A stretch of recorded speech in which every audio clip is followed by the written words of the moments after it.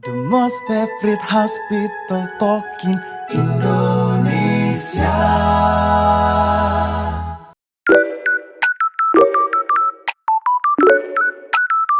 Assalamualaikum warahmatullahi wabarakatuh. Kembali lagi bersama kami di Hospital, the most favorite hospital talk in Indonesia.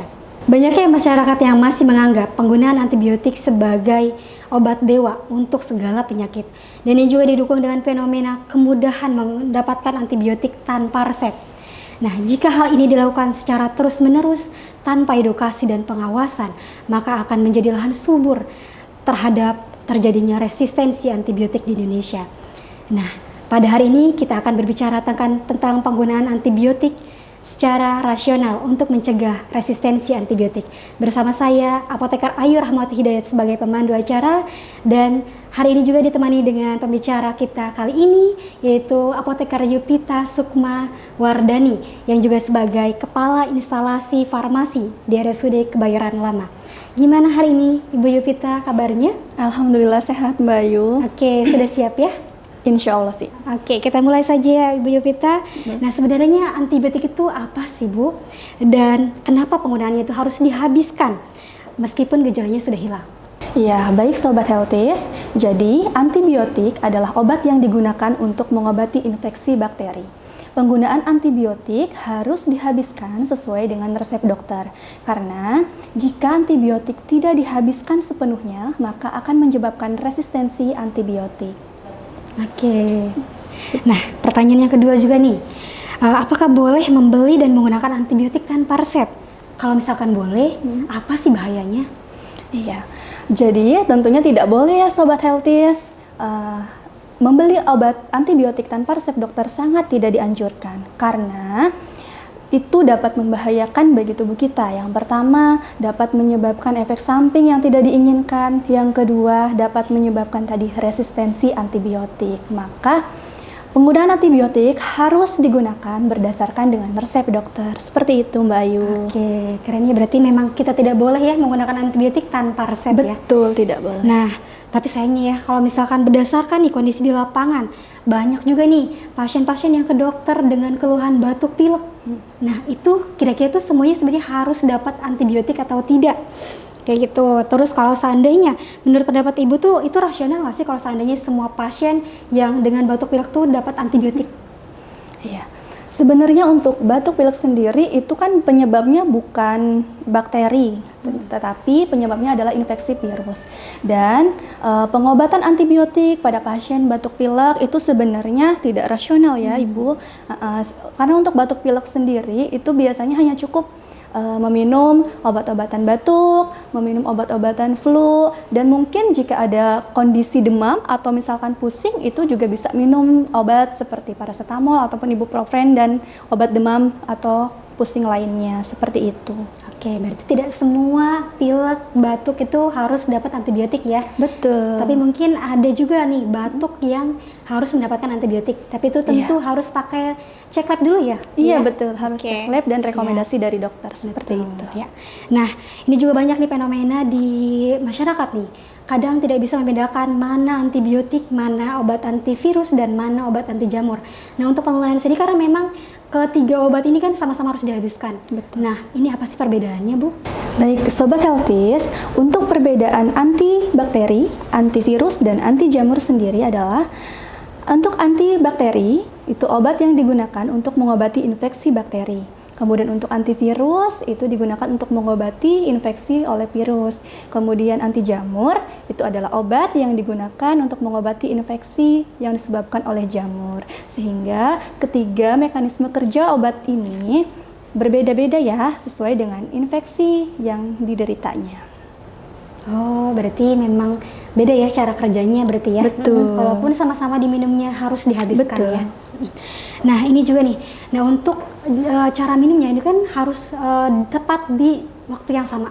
Kayak misalkan minum sehari 2 kali, berarti per 12 jam. Misalkan jam 8 pagi ketemu lagi jam 8 malam kayak gitu ya. Betul. Nah, ini sebenarnya sih kenapa ya Bu harus diminumnya itu bertepatan waktunya? Dan kalau seandainya tidak diminum sesuai anjuran, itu apa dampaknya? Iya, tentunya untuk aturan waktu minum antibiotik ini berfungsi ya untuk memastikan kadar obat di dalam darah apakah antibiotik kita ini bisa bekerja efektif untuk mengatasi infeksi bakteri tadi. Nah, jika antibiotik tidak diminum sesuai aturan pakai yang tepat, itu yang tadi pertama bisa memperparah kondisi penyakit, kemudian yang kedua bisa menyebabkan resistensi bakteri, kemudian yang ketiga mungkin bisa menyebabkan efek samping yang tidak diinginkan. Seperti itu, Mbak Ayu. Siap. Berarti memang tidak boleh ya, berarti minum obat antibiotik sembarangan. Iya, Seingatnya aja tuh nggak boleh berarti ya. Betul. Oke, siap. Terus ada juga nih, kalau seandainya banyak di masyarakat juga kadang sering lupa minum obat, akhirnya si antibiotik ini ternyata masih banyak sisanya. Nah, kalau seandainya nih ada tetangga kita atau keluarga kita yang keluhannya sama, boleh nggak ya dikasih antibiotik yang udah kita minum kemarin tuh? Iya, tentu tidak boleh ya Sobat Healthies, meskipun mungkin tetangga kita, kerabat kita, atau teman kita yang mempunyai gejala yang sama, kita tidak boleh berbagi antibiotik dengan mereka. Penggunaan antibiotik harus tetap berdasarkan resep dari dokter, karena jika tidak, itu dapat menyebabkan efek samping yang tidak diinginkan, kemudian dapat memperparah kondisi pasien, kemudian yang ketiga tadi dapat menyebabkan resistensi antibiotik, seperti itu. Berarti intinya tidak boleh ya berbagi antibiotik ya. Oke, siap. Terus ini juga ada banyak di masyarakat juga yang kan ada perbedaan ya antara obat antibiotik minum dan obat antibiotik topikal. Obat antibiotik topikal tuh seperti tetes mata, tetes telinga, terus kemudian obat oles juga seperti salep dan krim kayak gitu ya. Nah, ini perbedaannya sebenarnya apa sih antara dua macam ini, dan apakah semuanya harus sama-sama dihabiskan seperti antibiotik obat oral ya? Iya, baik. Jadi untuk perbedaan antibiotik oral dan juga antibiotik yang tetes mata atau misalkan salep dan lain sebagainya, itu yang pertama untuk antibiotik oral itu biasanya bekerjanya itu secara sistemik. Kemudian untuk antibiotik yang seperti sediaan semisolid kayak salep, kemudian seperti krim, tetes mata, tetes telinga, nah itu biasanya bekerjanya secara lokal. Kemudian untuk penggunaannya apakah sama-sama dihabiskan? Untuk obat minum biasanya dihabiskan. Nah, sedangkan untuk obat topikal biasanya kita sesuai anjuran dari dokter. Jadi ketika mungkin anjuran dari dokter ketika misalkan sudah ada perbaikan kondisi, itu bisa di stop penggunaan antibiotiknya, seperti itu. Oke, baik, sip. Berarti untuk antibiotik minum itu mutlak ya harus dihabiskan. Kayak gitu. Sedangkan untuk antibiotik yang topikal itu tergantung dari indikasinya berarti ya. Betul. Dan memang dari antibiotik yang sudah dibuka itu juga ternyata expirednya berbeda ya. Iya, berbeda. Dengan yang tertulis di kemasannya. Betul. Karena kalau sudah dibuka itu menurun. Betul. Stabilitasnya. Oke, siap. Dan kita juga berlanjut ke pertanyaan berikutnya tentang resistensi antibiotik. Nah, ternyata nih resistensi antibiotik itu meningkat setiap tahunnya. Iya, betul. Ya, dan ini juga berdasarkan data global. Dan di Indonesia sendiri ternyata kasus resistensi antibiotik itu terjadi banyak di rumah sakit dan di komunitas, gitu ya. Nah, apa sih dampak yang bisa ditimbulkan dari resistensi antibiotik baik secara individual maupun secara global? Baik, jadi kita pahami dulu ya Sobat Healthies terkait apa sih itu resistensi antibiotik. Resistensi antibiotik adalah kondisi di mana bakteri yang menginfeksi tubuh kita itu kebal meskipun kita sudah mendapatkan terapi antibiotik, seperti itu.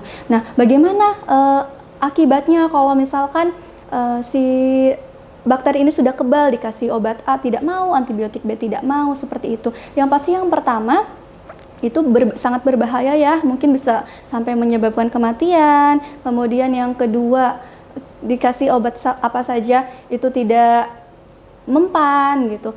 Dan yang ketiga mungkin ya dari segi ekonomi ya, karena kita terus-terusan mengeluarkan biaya untuk pengobatan, yaitu juga bisa menyebabkan pengeluaran yang besar gitu. Jadi dampak panjangnya mungkin selain krisis kesehatan bisa juga menyebabkan krisis ekonomi, seperti itu. Oke, siap.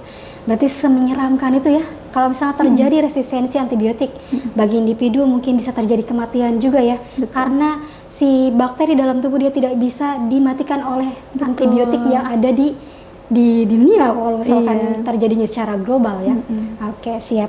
Kalau begitu bagaimana Bu peranan kita sebagai tenaga kesehatan sebagai garda terdepan untuk mencegah resistensi antibiotik menurut Ibu? Baik. Jadi untuk peran tenaga kesehatan dalam pemberantasan resistensi antimikroba, mungkin yang pertama dapat memberikan edukasi kepada masyarakat terkait dengan penggunaan antibiotik yang bijak dan rasional. Yang kedua, tenaga kesehatan dapat memantau penggunaan antibiotik dalam praktik klinis seperti itu. Oke, siap. Berarti peranan tenaga kesehatan itu sangat penting ya. Betul. Dalam mengedukasi untuk mencegah resistensi antibiotik.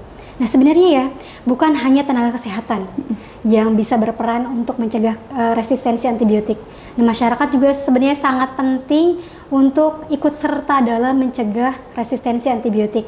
Nah, menurut Ibu bagaimana caranya masyarakat untuk ikut serta dalam mencegah resistensi antibiotik ini? Iya, betul Sobat Healthies. Jadi selain peranan dari tenaga kesehatan nih yang dibutuhkan, peranan dari masyarakat juga sangat diperlukan. Yang pertama, masyarakat dapat mempromosikan terkait dengan penggunaan antibiotik yang bijak dan juga rasional. Mungkin langkah kecilnya itu bisa ke keluarga dulu, kemudian ke tetangga terdekat, atau nanti kalau misalkan sudah dari kerabat terdekat bisa ke masyarakat luas seperti itu. Terus yang kedua, untuk masyarakat, peran masyarakat di sini dalam pemberantasan resistensi antibiotik juga jangan membeli obat antibiotik tanpa resep dokter gitu. Jadi setiap penggunaan antibiotik harus berdasarkan dengan resep dokter seperti itu. Oke, siap. Berarti mulai dari diri sendiri dulu ya. Betul. Pertama, tidak membeli obat antibiotik ini tanpa resep. Iya, nah, betul. Terus kemudian mengedukasi keluarga juga Betul. tentang bahayanya resistensi antibiotik, gitu. Nah, berarti kalau seperti ini resistensi antibiotik ini bisa kita cegah ya, atau Iya, penggunaan antibiotik secara irasional itu bisa kita cegah atau bisa kita kendalikan dengan cara mengendalikan diri kita sendiri dan kemudian menjadi edukasi untuk masyarakat. Betul Mbak Ayu, seperti itu. Jadi kita harus saling berkolaborasi antara tenaga kesehatan dan juga masyarakat, seperti itu. Siap. Sebelum mengakhiri acara hari ini, kira-kira apa yang bisa disimpulkan dari apa yang tadi kita bicarakan? Bu Yupi, silakan. Baik, terima kasih Mbak Ayu. Jadi Sobat Healthies, resistensi antibiotik sangat berbahaya ya bagi tubuh kita. Tadi selain bisa menyebabkan krisis kesehatan, bisa juga menyebabkan krisis ekonomi. Tenaga kesehatan tidak bisa berjalan sendiri dalam memberantas resistensi antibiotik. Maka dari itu, yuk bersama-sama kita berantas resistensi antibiotik. Konsultasikan setiap gejala atau misalkan keluhan kepada dokter dan jangan membeli antibiotik sembarangan. Tetap gunakan antibiotik sesuai dengan anjuran atau resep dari dokter. Seperti itu Mbak Ayu. Oke. Berarti intinya resistensi antibiotik itu bukan hal yang mustahil untuk dikendalikan. Itu bisa dikendalikan dengan cara kita berkolaborasi antara masyarakat dan tenaga kesehatan, saling mengedukasi dan saling sadar diri untuk tidak membeli antibiotik tanpa resep. Oke, itu tadi podcast kita hari ini, dan jangan lupa untuk berkunjung ke RSUD Kebayoran Lama untuk cek kesehatan Anda. Jangan lupa juga untuk like, komen, dan subscribe YouTube kami. Sampai jumpa kembali di podcast selanjutnya.